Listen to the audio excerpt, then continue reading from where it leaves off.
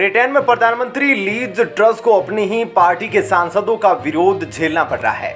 जिस conservative party के नेताओं ने वोट देकर लीज ट्रस को जिताया था, वो ही अब लीज ट्रस का विरोध कर रहे हैं। कई सांसदों ने अल्टीमेटम दिया है कि वित्त मंत्री क्वासी क्वारंटाइन को हटाया नहीं गया तो पीएम को बगावत झेलनी पड़ेगी। पीएम पद के चुनाव में कंजर्वेटिव पार्टी के मेंबरों की वोटिंग में हारने वाले ऋषि सुनक ने फिलहाल वेट एंड वॉच की नीति अपनाई हुई है। लीज ट्रस हाल ही में ब्रिटेन की प्रधानमंत्री बनी है और वहां की जनता ऋषि सुनक की मांग करने लगी है। ब्रिटेन में अब सिर्फ ऋषि सुनक की मांग हो रही है। हाल ही में हुए चुनाव में ऋषि सुनक भी रेस में थे, पर लीज ट्रस उन्हें हराकर प्रधानमंत्री बन गए। प्रधानमंत्री बनने के बाद लीज ने 3 हफ्तों में ही ऐसे ताबड़तोड़ फैसले लिए जिससे ब्रिटेन की अर्थव्यवस्था हिल गई है। लीज ट्रस खुद को वित्तीय चैंपियन मानती है और फैसले लेते वक्त किसी की भी नहीं चुनती। ऐसे कौन से फैसले लिए हैं लीज ट्रस ने जिसको ब्रिटेन की अर्थव्यवस्था हिल गई, और क्यों ब्रिटेन की जनता अब सिर्फ ऋषि सुनक की मांग कर रही है, बताते हैं पूरी खबर आपको इस वीडियो में।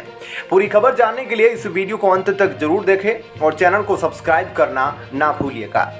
दोस्तों, आपको बता दें कि हाल ही में लीज ट्रस ब्रिटेन की प्रधानमंत्री बनी है और प्रधानमंत्री बनने के लिए उन्होंने बहुत से अनाप शनाप वादे कर दिए थे। लीज ट्रस ने जब प्रधानमंत्री बनने के लिए बड़ी बड़ी घोषणाएं शुरू की थी, उस वक्त ऋषि सुनक ने उन्हें चेतावनी दी थी और कहा था कि भले ही वो हार जाए लेकिन वो लीज ट्रस जैसी घोषणाएं नहीं करेंगे, क्योंकि इससे देश की अर्थव्यवस्था खतरे में पड़ जाएगी। ऋषि सुनक ने तब भी लीज ट्रस को चेतावनी दी थी कि उनकी फ्री मार्केट की पॉलिसी देश की अर्थव्यवस्था को बर्बाद कर देगी, और यही हो रहा है। अभी लीज ट्रस को प्रधानमंत्री बने हुए 1 महीने का भी वक्त नहीं गुजरा और ब्रिटेन की अर्थव्यवस्था की हालत बीच समुद्र में फंसे नाव की तरह हो चुकी है, जो कभी भी डूब सकती है। लीज ट्रस ने अपने चुनावी वादे फ्री मार्केट एजेंडे को पूरा कर लिया है, जिसकी वजह से ब्रिटेन की अर्थव्यवस्था के साथ ही साथ उनकी सरकार भी डूब सकती है। लीज ट्रस ने अपने चुनावी वादे फ्री मार्केट एजेंडा को पूरा कर लिया है, जिसकी वजह से ब्रिटेन की अर्थव्यवस्था के साथ ही साथ उसकी सरकार भी डूब सकती है।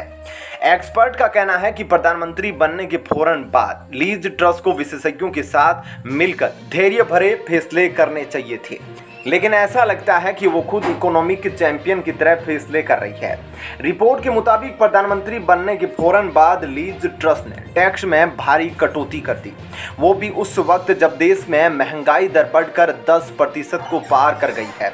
वहीं जब ब्रिटेन के साथ साथ अमेरिका समेत दुनिया के दूसरे देशों की रिजर्व बैंक मुद्रास्फीति को काबू में करने के लिए और विदेशी मुद्रा भंडार को बचाने के लिए ब्याज दरों में वृद्धि कर रहे थे, तब टैक्स में कटौती की गई है और तभी से कहा जाने लगा कि ब्रिटेन की अर्थव्यवस्था गंभीर प्रभावित होने वाली है। दोस्तों, आपकी इस खबर पर क्या राय है, हमें कमेंट करके जरूर बताइएगा। खबर पसंद आई हो तो वीडियो को लाइक और शेयर जरूर कीजिएगा। जय हिंद।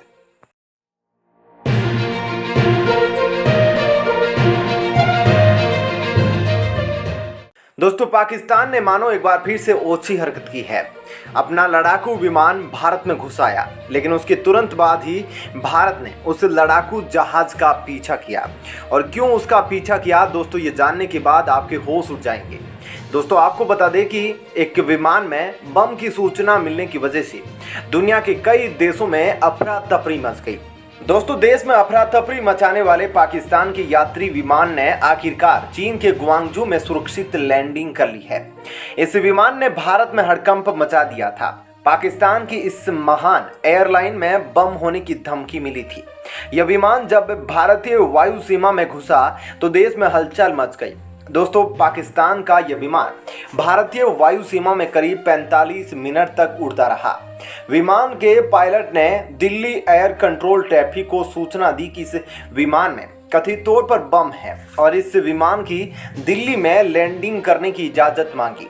पायलट की बात को सुन Delhi air control traffic alert में आ गया। लेकिन दोस्तों, असली खेल उसके बाद शुरू हुआ। दोस्तों इस वीडियो में बताएंगे जब पाकिस्तानी जहाज इंडिया के एयर स्पेस में घुसा तो भारत ने अपने सुखोई लड़ाकू जहाज को इसके पीछे लगा दिया। दोस्तों आपको बता दें कि ये पाकिस्तानी पायलट से विमान में बम मिलने की धमकी सुनकर दिल्ली ट्रैफिक कंट्रोल अलर्ट में आ गया और उसके बाद इस पायलट के द्वारा दिल्ली में जबरदस्ती लैंडिंग की अनुमति मांगी गई। दोस्तों दिल्ली एटीएस ने पहले विमान को जयपुर में उतरने की परमिशन दी, लेकिन इसके बाद दिल्ली एटीसी ने विमान को चंडीगढ़ में उतरने के लिए कहा, लेकिन पायलट ने कोई जवाब नहीं दिया। पायलट की इस जिद के बाद भारत ने अपने लड़ाकू विमान सुखोई को एक्टिव किया। जोधपुर से सुखोई विमान ने उड़ान भरी और इस लड़ाकू जहाज ने उस विमान का तब तक पीछा किया जब तक यह भारतीय वायु सीमा से बाहर नहीं चला गया। दोस्तों नियमों के अनुसार लड़ाकू विमान एक सुरक्षित दूरी के साथ पाकिस्तान के विमानों का पीछा करते रहे। दोस्तों जब पाकिस्तान के विमान अधिकारियों ने बम की धमकी को फर्जी बताया तब पाकिस्तान के विमान को चीन की सीमा में घुसने की अनुमति मिल गई। दोस्तों पाकिस्तान के विमान में जिस तरह से बम होने की खबर सामने आई थी उसके बाद हर तरफ हड़कंप मच गया था। इस विमान के क्रू मेंबर्स ने दिल्ली में विमान को लैंड करने के लिए आपात अनुमति की मांग की थी, लेकिन विमान को जयपुर जाने के लिए कहा गया था, जिसके बाद विमान के क्रू ने विमान को चीन ले जाने का फैसला लिया।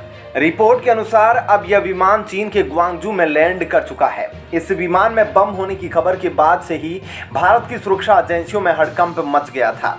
इधर फ्लाइट में बम होने की खबर मिलने के बाद ही जोधपुर और पंजाब से वायुसेना के विमानों को अलर्ट कर दिया गया। कुछ ही मिनटों में पाकिस्तान के इस फ्लाइट को इंडियन एयरफोर्स के सुखोई 30 MKI जेट विमानों ने आसमान में घेर लिया।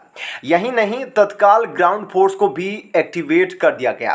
पूरे 45 मिनट तक सुखोई के विमान इससे ईरानी विमान को घेरे रहे ताकि यह फ्लाइट जबरन दिल्ली या जयपुर में लैंड करने की कोशिश न करे। दुनिया भर के फ्लाइट पर नजर रखने वाली संस्था फ्लाइट रडार 24 के डाटा के हवाले से कहा गया कि पाकिस्तान का यह विमान पहले दिल्ली के एयर स्पेस फिर बाद में जयपुर के एयर स्पेस में अपनी ऊंचाई कम कर रहा था, यानी कि विमान उतरने की कोशिश कर रहा था।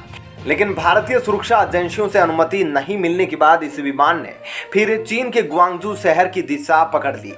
लेकिन दोस्तों जब जहाज चाइना में उतरा और जब उसकी जांच पड़ताल की तो पता चला है कि यह जहाज पाकिस्तान का नहीं बल्कि ईरान का था। लेकिन दोस्तों यह जहाज पाकिस्तान के रास्ते से ही भारत में घुसा था, इसलिए हर भारतीय आदमी को यही लग रहा था कि यह विमान ईरान का नहीं बल्कि पाकिस्तान का है।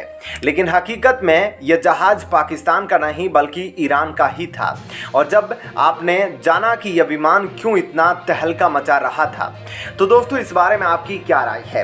अपने जवाब कमेंट करके बताइएगा। यह वीडियो पसंद आई हो तो इसे लाइक और शेयर जरूर कीजिएगा।